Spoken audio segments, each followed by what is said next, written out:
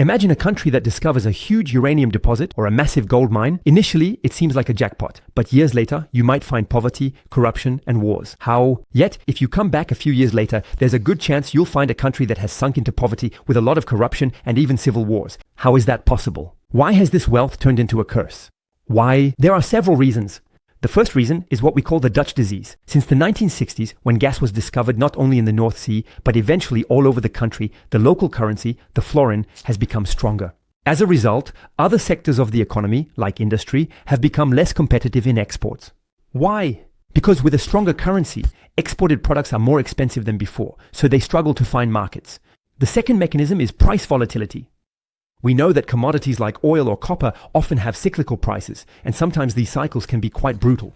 When prices go up, everything is fine. The country's economy is doing very well, but as soon as they drop, it's a disaster. It's very difficult to manage a country whose revenues can drop by 40% in just a few months. And finally, the third mechanism is that when there are a lot of natural resources, you also find a lot of corruption and what we call extractive institutions. This term refers to institutions that concentrate power and wealth in the hands of an elite.